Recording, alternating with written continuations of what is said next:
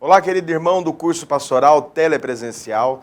Nós estamos aqui no nosso estudo do Evangelho de Mateus e hoje nós chegamos no capítulo 6 do Evangelho de Mateus, o Sermão da Montanha. Nós estamos dando continuidade no Sermão da Montanha e hoje nós vamos falar do versículo 1 até o versículo 18 e se nós tivermos tempo nós vamos dar um pouco mais de continuidade no nosso estudo e eu tenho certeza que essa aula vai ser de grande edificação para a sua vida espiritual. Por quê?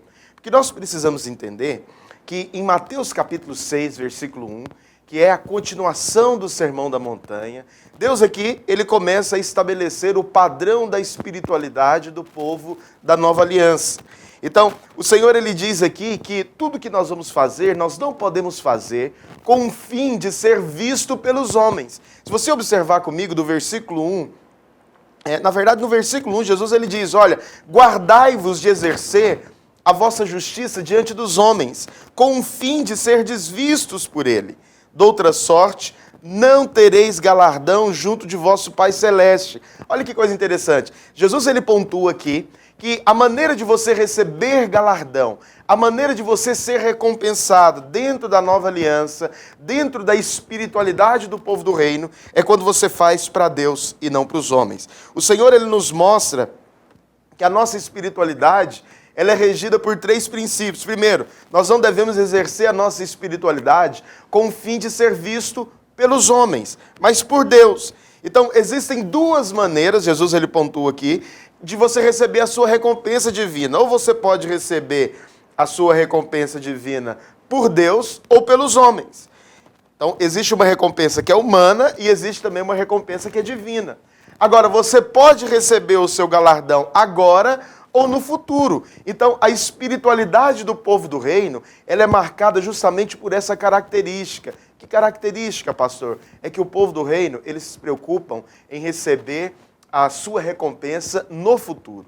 Então, nós não queremos receber a recompensa hoje, mas nós queremos aquela recompensa que é fruto de uma vida com Deus, de uma caminhada com o Senhor, onde na glória nós seremos recompensados pelo Senhor. Então, presta atenção, Jesus aqui, ele estabelece o nosso padrão de relacionamento com Ele no que diz respeito à sua obra. Então, o povo do reino, o povo da nova aliança, eles têm uma espiritualidade com uma expectativa de recompensa futura. Agora, Jesus ele mostra aqui também que há 2 tipos de pessoas. Primeiro, os hipócritas. Os hipócritas são aqueles que têm o objetivo de fazerem as coisas com o objetivo de serem vistos pelos homens. Esses são os hipócritas. Agora, a Bíblia fala também que tem os carnais, cheios de ego. Então, os hipócritas, eles carregam aquela aparência. Ou seja, eles querem fazer as coisas baseadas em uma aparência exterior. Agora, nós temos também os carnais. O que os carnais buscam? Os carnais, na verdade, eles buscam a glória humana. Ou seja, tudo aquilo que eles fazem, eles querem de alguma maneira ter relevância, no sentido que todos vejam, todos admirem e todos imitem.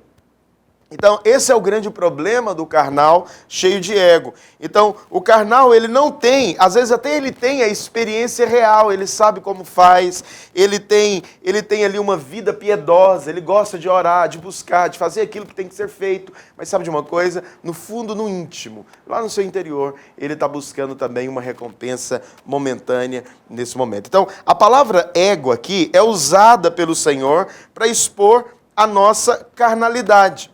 E de maneira que no versículo 2 até o versículo 4, Jesus aqui, ele nos mostra a maneira como que nós devemos dar esmolas. Você fala, pastor, dar esmola é uma atitude do povo da nova aliança? É uma atitude do povo da nova aliança. Jesus, ele falou aqui.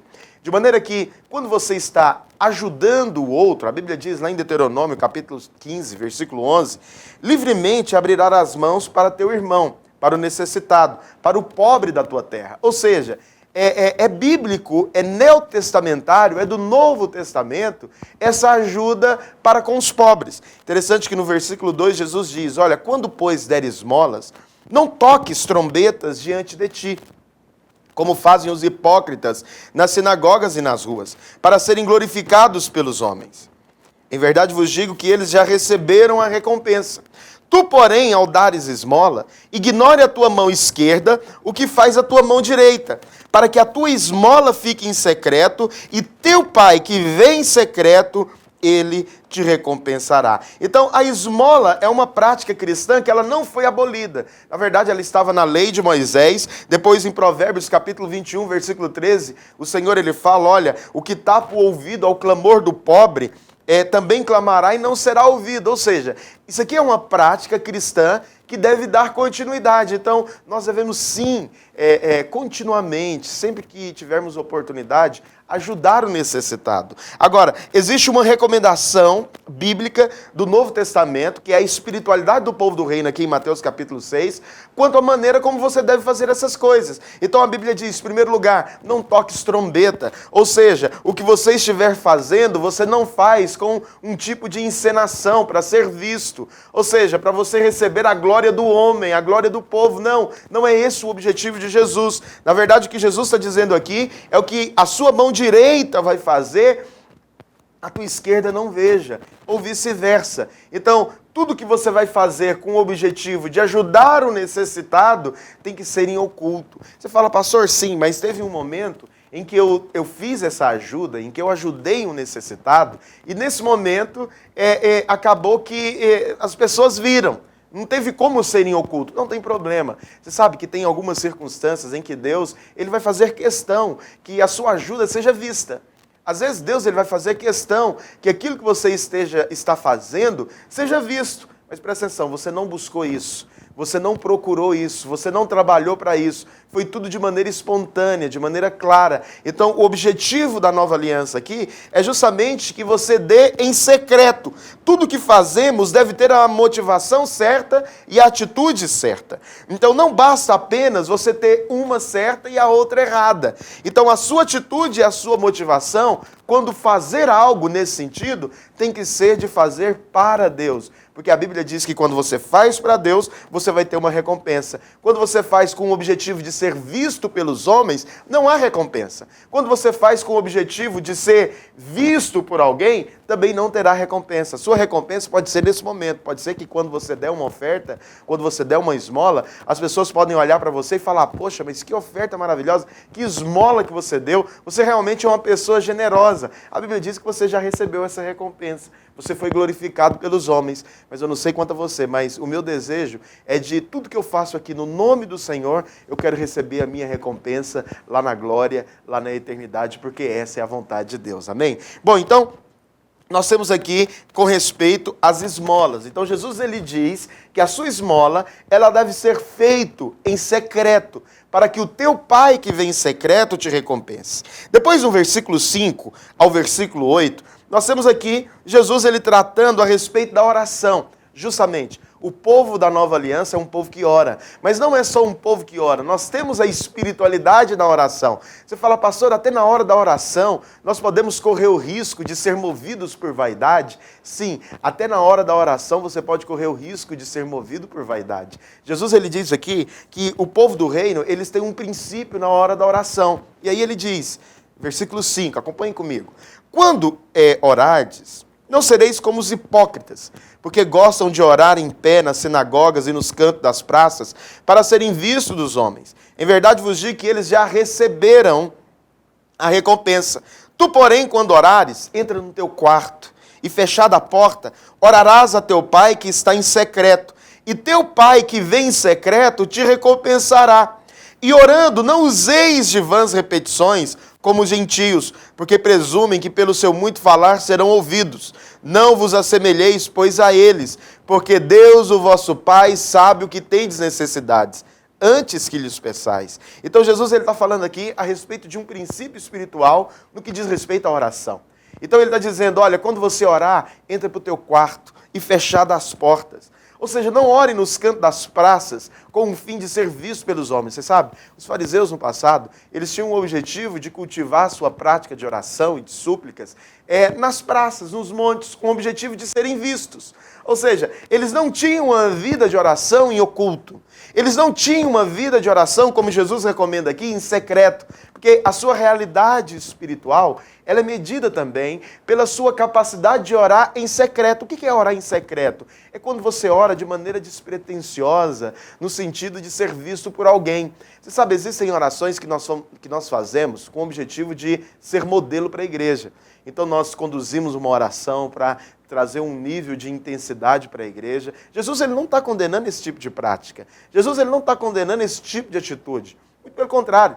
Esse tipo de oração, que é oração em conjunto, que é essa oração que tem o objetivo de levar toda a igreja a ser avivada, despertada, essa oração é bíblica, ela é do Novo Testamento, ela é da Nova Aliança. Então nós devemos orar. Presta atenção, tome muito cuidado quando pessoas te abordam com o objetivo dizendo que nós não precisamos pedir nada para Deus.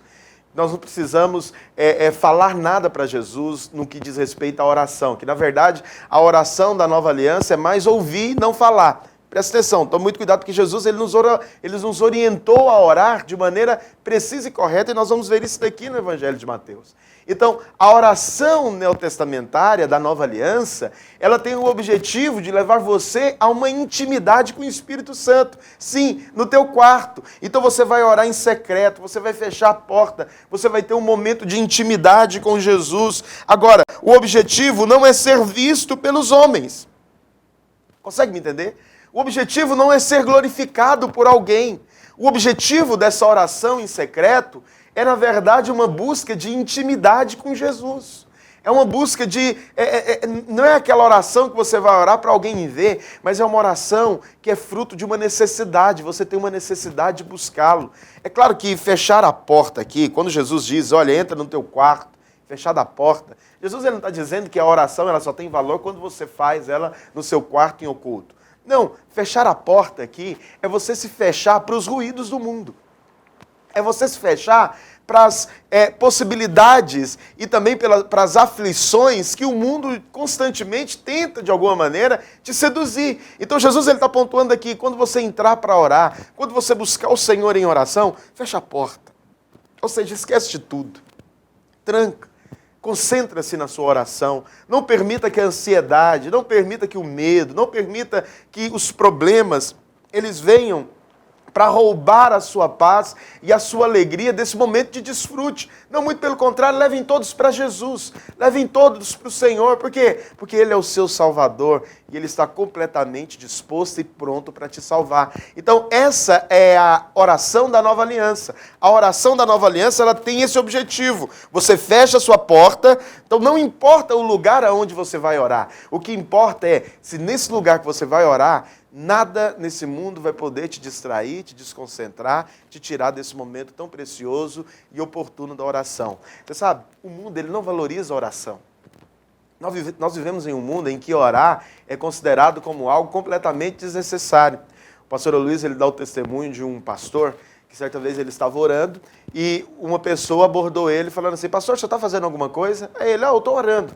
Ah, não, então já que o senhor não está fazendo nada, vamos ali resolver um problema. Então, presta atenção, essa é a abordagem mundana no que diz respeito à oração. Infelizmente, muitos cristãos também carregam esse tipo de mentalidade. Que tipo de mentalidade? A mentalidade é que a oração não é algo prioritário, que a oração não é algo que você deve ser feito cotidianamente. Mas Jesus aqui ele nos confronta. Ele fala, olha, a oração ela deve ser feita e ela deve ser feita em secreto. Independente aonde vai ser o seu quarto. Às vezes o seu quarto é dentro de um ônibus indo para o trabalho.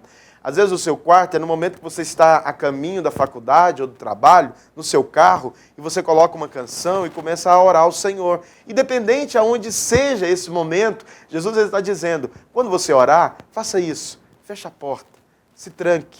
Ou seja, se desconecte completamente dos ruídos do mundo, dos problemas do mundo, das coisas que te afligem no mundo e entra por quarto e tem essa relação em secreto com o Senhor de intimidade profunda por meio da oração. Então esse é o caminho. Aí Jesus ele fala, não useis de vãs repetições. Por que Jesus ele está usando aqui esse termo, não usar de vãs repetições? Algumas pessoas falam assim, pastor, Jesus está falando aqui para a gente não repetir oração. Não.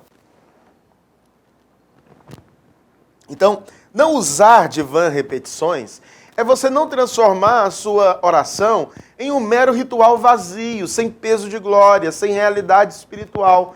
Então, às vezes, você começa a simplesmente fazer uma reza. Então, aquela oração, que era para ser uma oração profunda, de impacto espiritual, ela se transformou, na verdade, em um momento onde você está rezando simplesmente para cumprir uma tabela, para cumprir uma liturgia religiosa. Cuidado, não faça isso. A sua oração ela tem que ser em secreto, para que o teu Pai em secreto te recompense. Então a palavra de Deus diz lá em 2 Coríntios, capítulo 12, versículo 8, que Paulo ele orou 3 vezes. Olha só, por causa disso, 3 vezes pediu ao Senhor que o afastasse de mim. Então, ele estava se referindo aqui ao espinho na carne que ele tinha. Então, ele orou ao Senhor 3 vezes. Isso significa que ele repetiu a oração, mas a oração dele não foi vazia. A oração dele ele foi carregada de um clamor e de uma sinceridade do coração. Ou seja, o coração estava conectado com o Espírito, estava conectado com o Senhor. De maneira que quando você for orar, quando você buscar o Senhor em oração, a sua oração, ela deve sim ter o fruto de realidade espiritual. Busque ao Senhor em realidade. Busque ao Senhor em intimidade. Porque a Bíblia diz que o teu Pai, que te vê em secreto, ele vai te recompensar. Então, essa é a recomendação do Novo Testamento. Agora, nós não devemos fazer relatórios. Então, tem muita gente que faz relatório na hora de orar. Ela começa, na verdade, a contar a sua história. Senhor, eu estou sofrendo muito. Senhor, a minha vida está muito difícil. Senhor, eu não sei até quando eu vou conseguir. Olha só como que está a minha casa, o meu marido, ele não muda, ele não tem uma experiência de transformação. Senhor, o que eu faço? Me ajuda. Então, presta atenção, não é esse tipo de abordagem que Jesus está pontuando.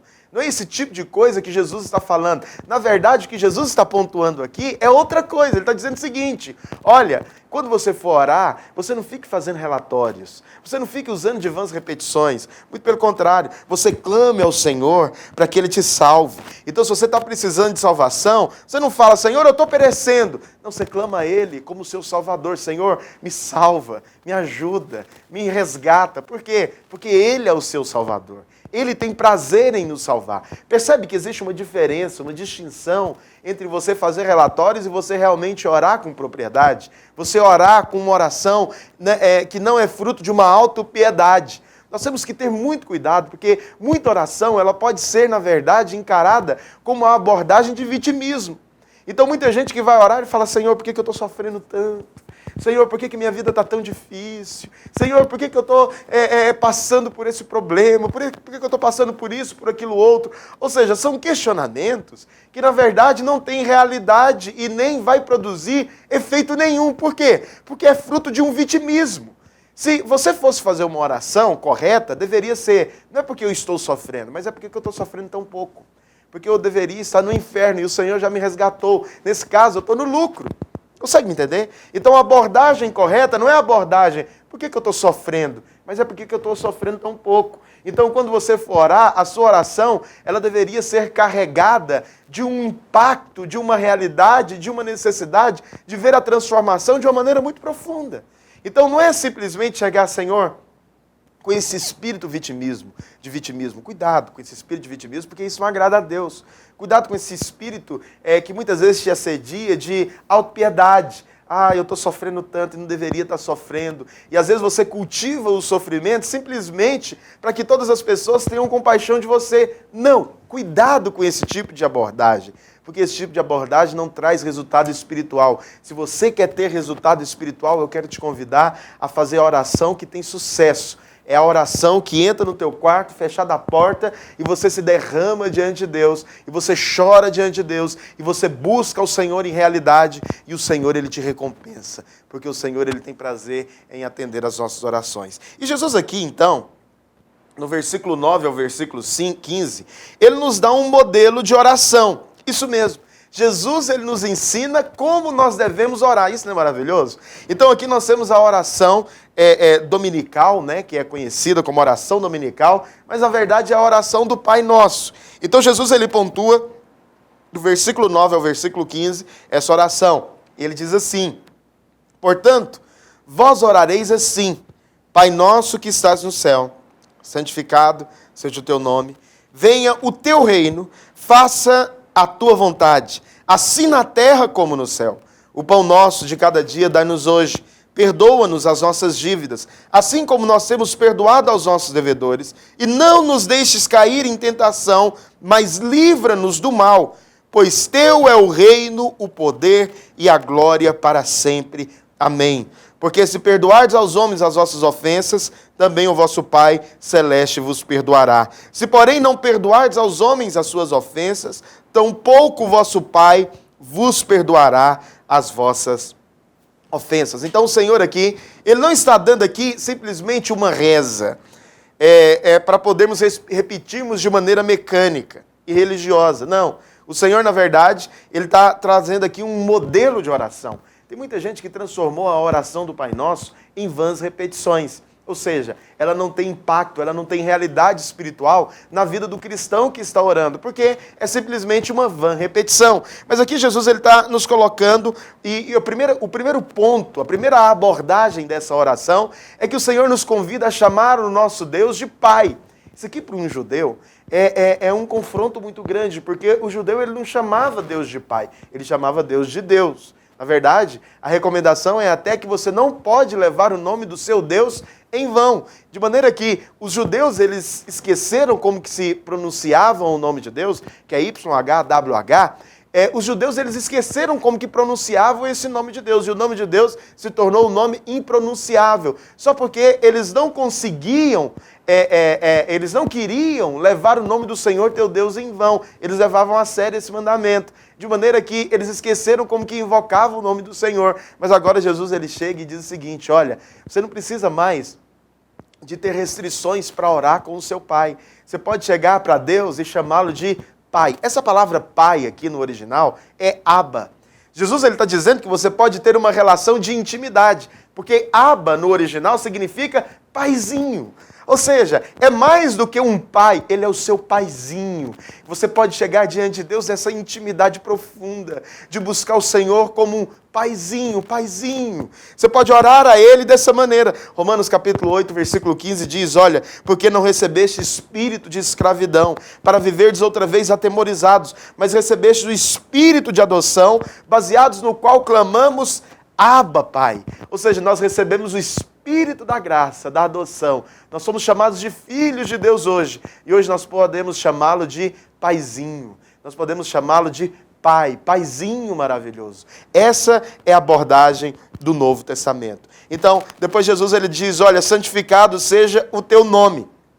Então, santificar aqui é você separar, é você colocar o nome de Deus acima de todo nome. Então, o nome de Deus é o nome que está acima de todo nome. Isso significa que, independente de qual seja o seu problema, independente de qual seja o tamanho do seu problema, e independente de qual seja o nome do seu problema, o nome do Senhor, ele foi santificado. Isso significa que o nome dele é acima de todo nome, inclusive do seu problema. Por isso que quando nós vamos orar, nós temos que separar o nome de Deus, nós temos que santificar o nome de Deus. Então, existem 7 nomes que nós chamamos de os nomes redentivos de Deus no Velho Testamento. Então, quando você for orar, faça uma lista desses nomes e santifique esses nomes com respeito à sua necessidade.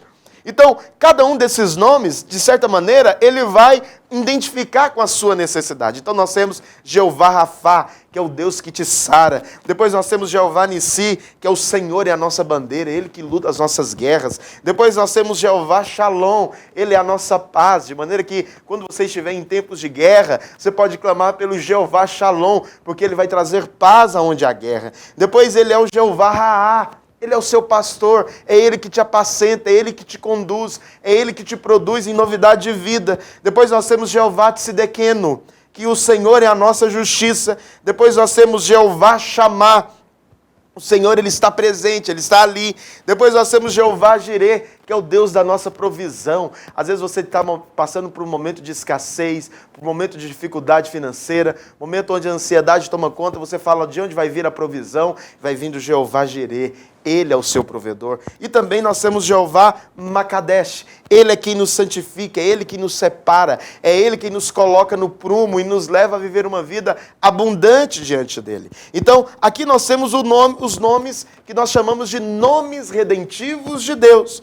Depois o Senhor, Ele fala, para vir o teu reino. Olha, venha o teu reino. Vir o reino de Deus é algo muito importante, porque quando você clama pelo reino de Deus, você está clamando pelo governo de Deus.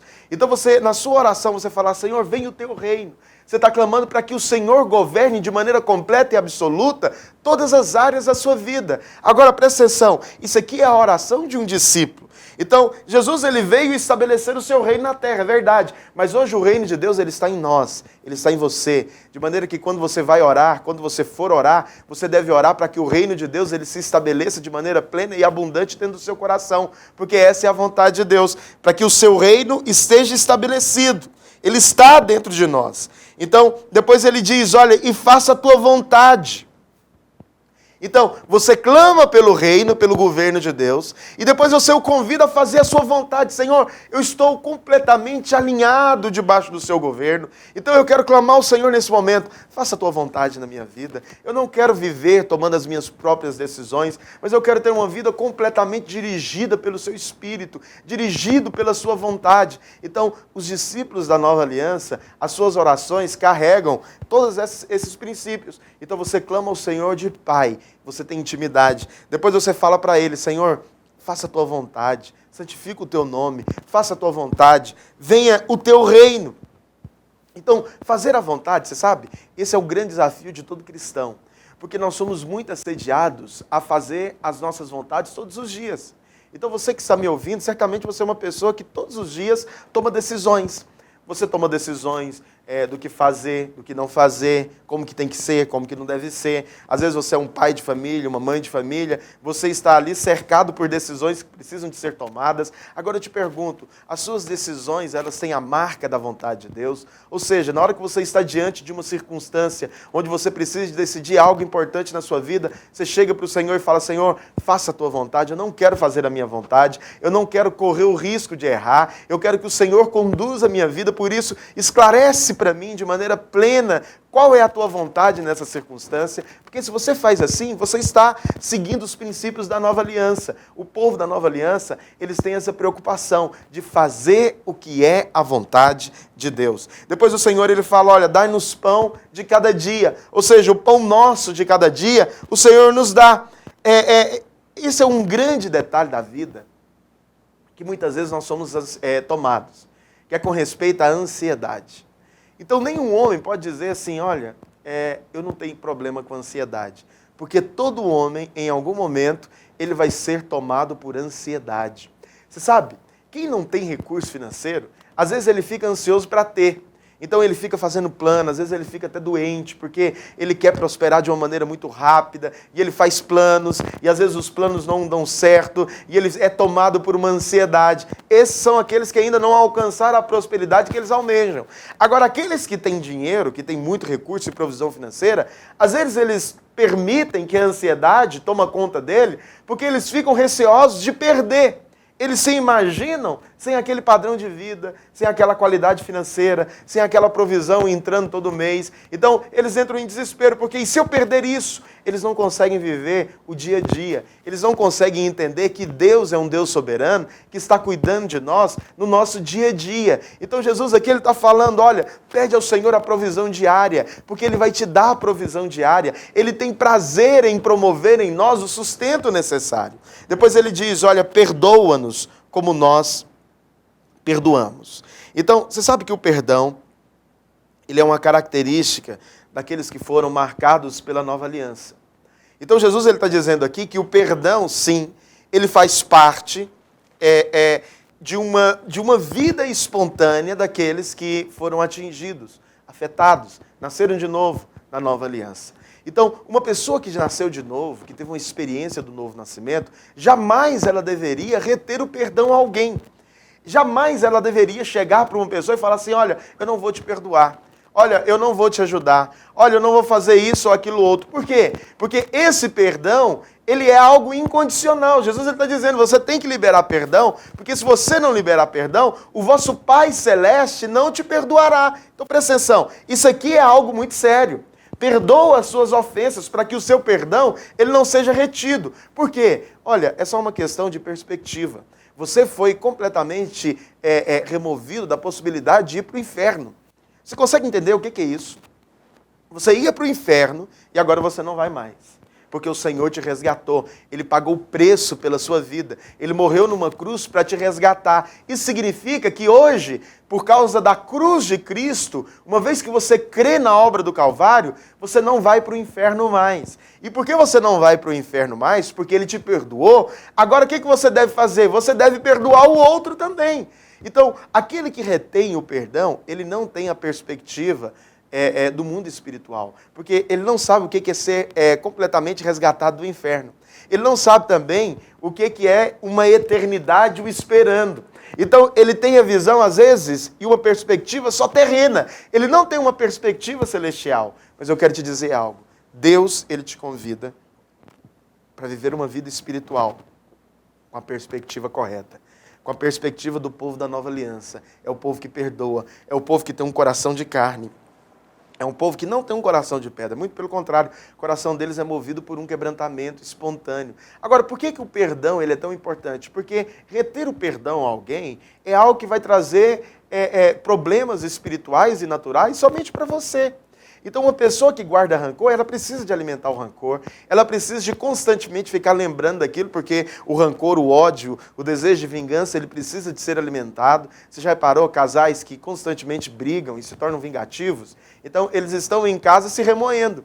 Eles estão em casa, na verdade, fazendo mal um para o outro. Por quê? Porque ainda eles não entenderam o princípio da nova aliança de que tem que perdoar. Então, quando o perdão é estabelecido, acredite, aquele problema conjugal, aquele ódio, aquela amargura é rompida. Por que é rompido? Porque nós entendemos e cortamos esse fluxo da vingança.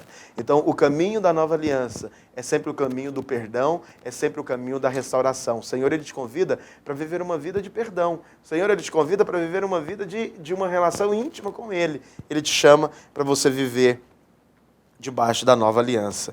Então, o que uma pessoa que foi ofendida deve fazer? A Bíblia diz, nós lemos isso em Mateus capítulo 5, versículo 23 ao 26, que você deve procurar. Se você sabe que tem alguma pessoa ofendida com você, você deve ir até aquela pessoa para resolver essa demanda, porque essa é uma recomendação neotestamentária, do Novo Testamento. Então, se nós não resolvemos essas coisas, a Bíblia diz que nós estamos deixando demandas para serem resolvidas, ou seja, problemas para serem resolvidas diante do tribunal de Cristo. Então, isso não é bom. Então a Bíblia diz para você resolver enquanto essa pessoa está a caminho. Está lá em Mateus capítulo 5, versículo 24. Resolva com ela enquanto você está a caminho com ela. Por quê? Porque se ela deixar de estar a caminho, esse caminho aqui que a Bíblia menciona, está se referindo na verdade à vida.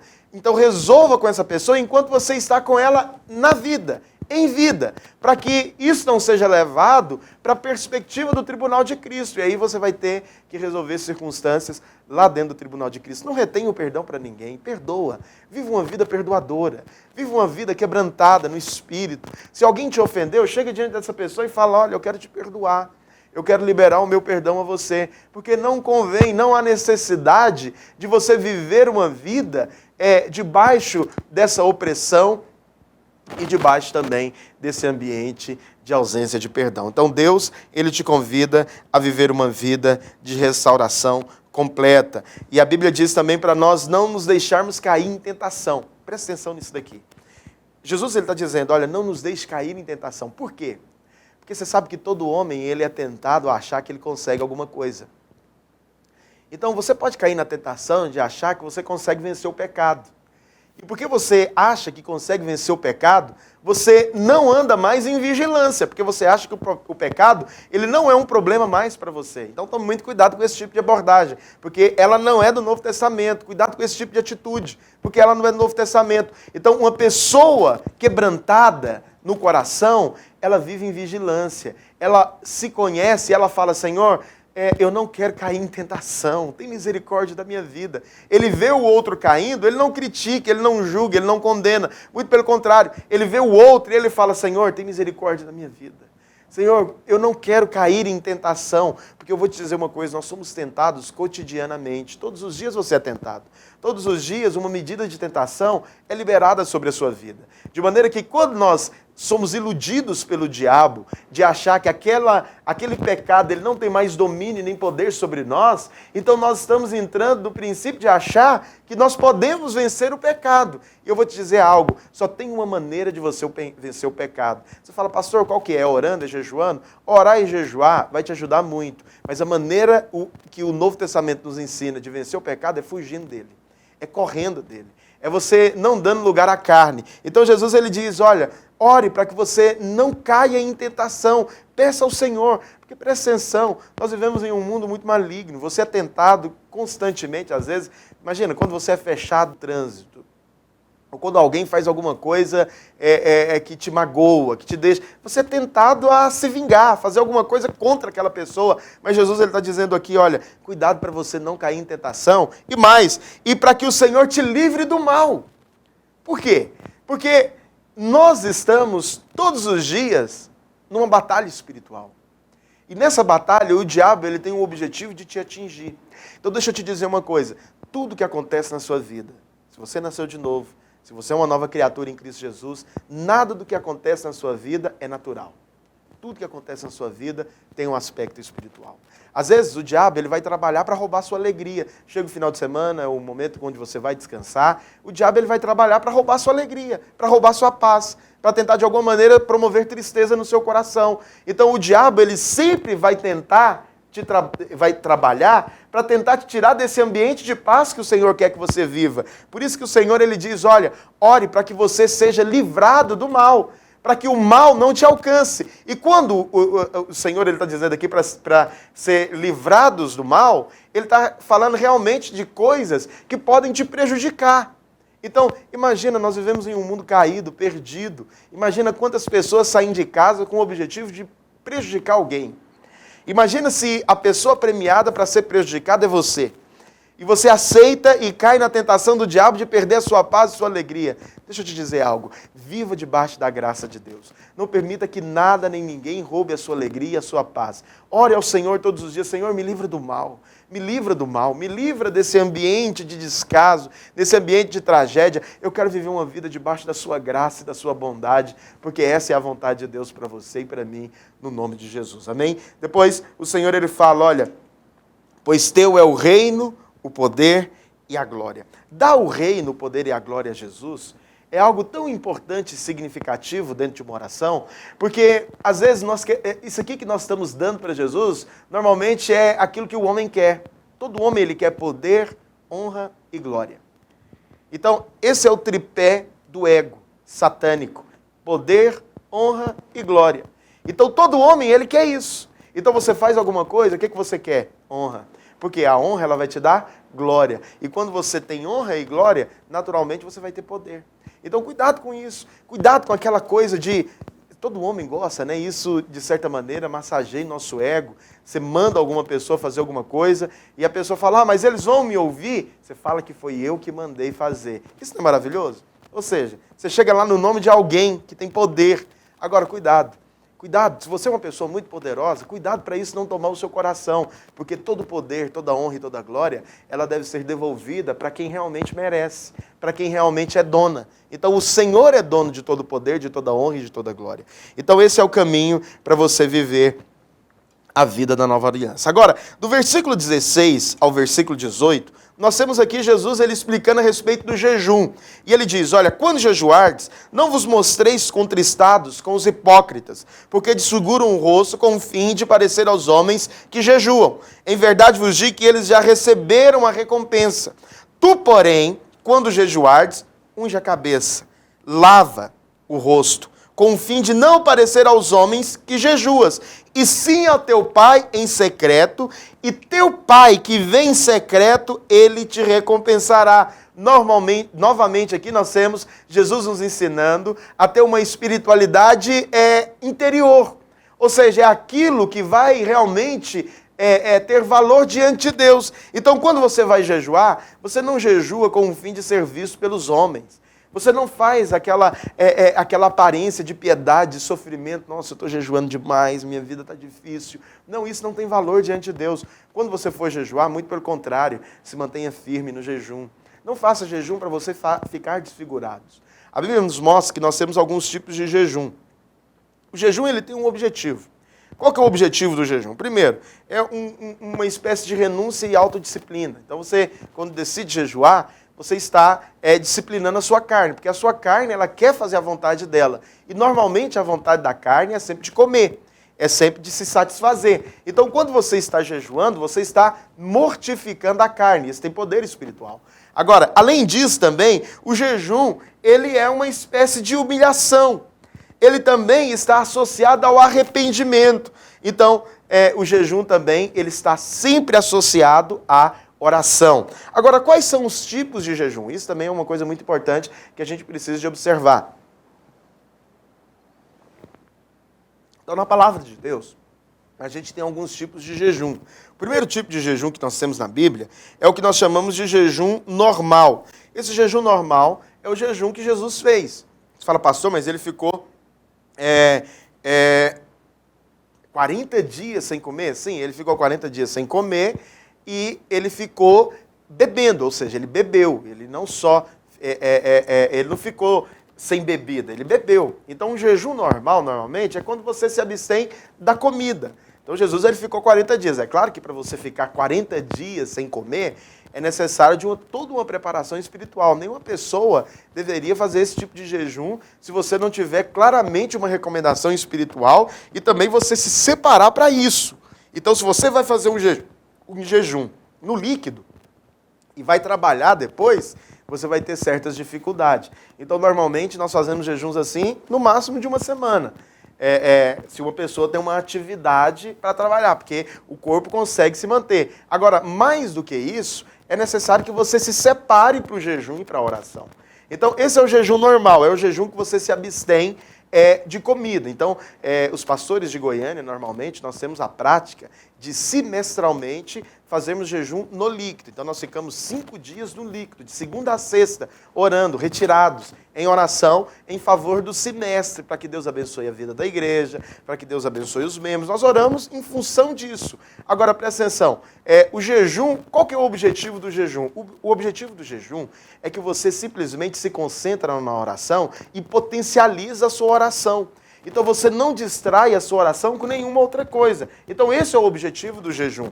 Então o jejum normal foi o jejum que Jesus fez. Depois nós temos o jejum absoluto. O que é o jejum absoluto? Então o jejum absoluto ele exclui tanto a água quanto a comida. Então a maior duração desse jejum é de 3 dias, porque ninguém consegue ficar mais do que 3 dias sem comer e sem beber. Então você não deveria fazer esse jejum absoluto mais do que 3 dias, porque senão você pode ter problemas de saúde. Tome muito cuidado com isso, cuidado com a insensatez, seja cauteloso. Na hora de jejuar, mede a torre, para você não fazer nada desregrado e depois você ter complicações na sua saúde. Então esse jejum aqui, ele não deveria ser feito mais do que 3 dias. Depois nós temos um outro tipo de jejum, que é o jejum sobrenatural. Como que funciona o jejum sobrenatural? O jejum sobrenatural é o jejum que Moisés fez. Então a Bíblia diz que Moisés ele ficou 40 dias sem comer e sem beber. Então presta atenção, o corpo ele não aguentaria, se fosse uma pessoa em um jejum normal, ele não aguentaria ficar 40 dias sem comer e sem beber. Moisés conseguiu. Agora, por que Moisés conseguiu? Porque ele estava sendo conduzido por algo espiritual. Então, não era um jejum natural. Não era um jejum simplesmente para fazer algo e ele estava ali fazendo de maneira natural. Não, ele teve uma intervenção dos céus. Então, é um jejum que tem que ter uma intervenção completamente espiritual. Então, se você não tem uma direção clara do Espírito Santo, você jamais deveria inventar de fazer um jejum sobrenatural assim, porque normalmente é o Espírito que te conduz a isso, é o Senhor de maneira muito clara que te visita e que te leva a ter uma experiência sobrenatural de jejum.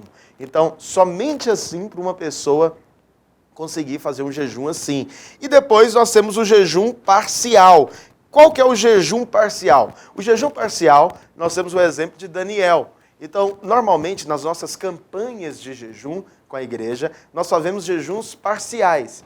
Então, o jejum parcial é o jejum onde você se abstém de das refeições, você só faz uma refeição por dia e você fica todo dia sem comer. Então, você escolhe ou o almoço ou a janta e fica todo dia depois sem as outras refeições. E tem também o jejum de Daniel. Então, o que é o jejum de Daniel? É quando você tira tudo aquilo que é derivado da carne, do leite, e você praticamente vive uma dieta aí só de legumes, né? Você não come nada que é derivado da carne e do leite. Então, é uma dieta espiritual muito interessante, porém, é algo também muito difícil de ser feito. Então, a Bíblia diz que Daniel jejua sim.